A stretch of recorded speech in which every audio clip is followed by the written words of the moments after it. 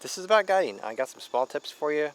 Could possibly help you improve your guiding, especially on nights where the scene is not perfect.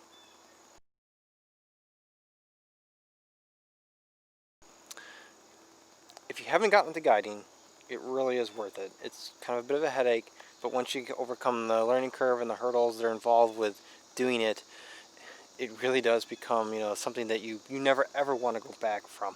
And that's because it allows you to take much longer exposures. And when I say longer exposures, I'm talking 20 minutes or plus. This guy right here is basically the guide scope for this particular astrophotography rig.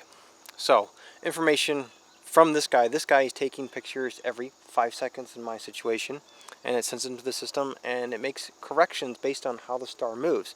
Meanwhile, the main camera is taking sometimes up to a 20-minute exposure, although most of the time I'm doing 5-minute exposures.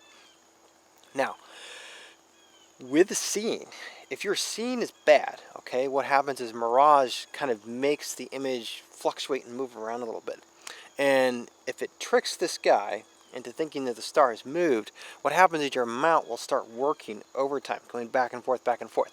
But it can't keep up with the light, or I should say the atmosphere, and as a result of that, it really just kind of blurs the image. It literally doubles the amount of error that's actually in the star.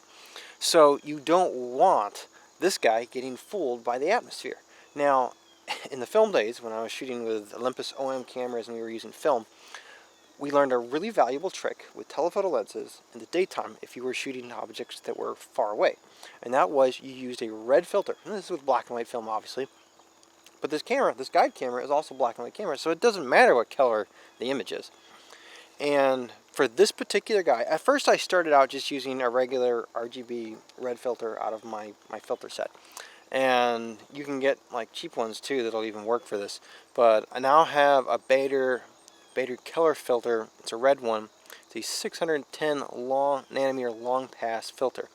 And what this does is it's basically acting like that red filter, kind of like we did in the old black and white film days, where we'd use a red filter to actually cut through the atmosphere because those wavelengths are longer and it tends to go around all of the stuff that's in the air. It's causing the image to move around, and that mirage that blurs the image. In this case, makes the star move around. And so, yeah, give this a try. Just use a red filter to basically turn your mono camera into just a red sensing camera, and what that does is that will really cut through the atmosphere. And I have seen a pretty dramatic improvement. I would say around 30% improvement in my guiding. It's much steadier than it used to be. Alright, so there's one last little trick I'll give you before I leave, and it's just basically just advice. Your aggressiveness in your software, whether you're using PHD2, I'm using the ZWO ASI Air and their software, you would want to turn down the aggressiveness and you want to lengthen the exposures. And what that does is that also tends to help basically decrease the amount of work that your telescope mount might be doing, that it doesn't need to do. And then if you have a night, however, where the scene conditions are extremely good, in that particular scenario, then you're going to want to turn up the aggressiveness on your mount. You would want it up above 75%. For a night that's bad scene, keep it below 50% and use longer exposures, 5-second exposures if you can.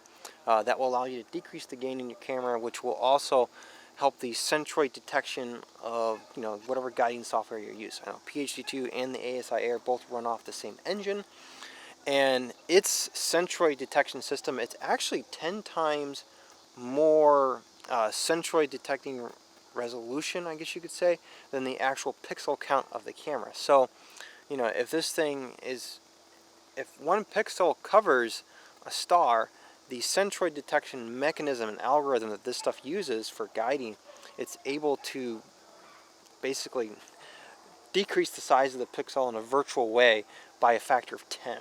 So these things are very sensitive. You don't need a very long focal length, and so my key to success, or I should say good guiding, 5-second exposure, low aggressiveness on nights with bad scene, high aggressiveness above 75%, and good nights with good scene.